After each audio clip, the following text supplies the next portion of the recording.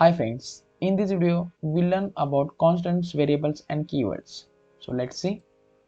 So the constants is an entity that doesn't change during the execution of program, whereas variable is an entity that may change. So let's see with an example. So consider a memory.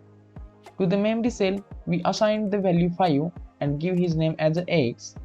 To the same memory location we put the another value as a 9, so 5 will get disappears.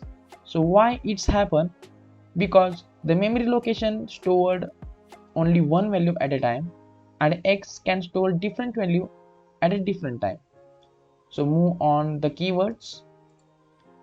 So keywords are the reserved words whose meaning is already explained to the C compiler, and the keywords cannot be used as a variable name. And there are 32 keywords in a C compiler as follow.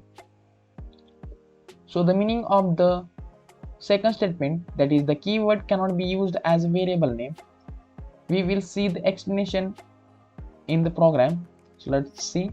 So we can move on the Turbo C compiler. Here I declared the three variables as a, b and c. This is a program of addition. So if we run this program, then the program runs successfully. So we give the input 4 and another input is 5, so the sum is a 9.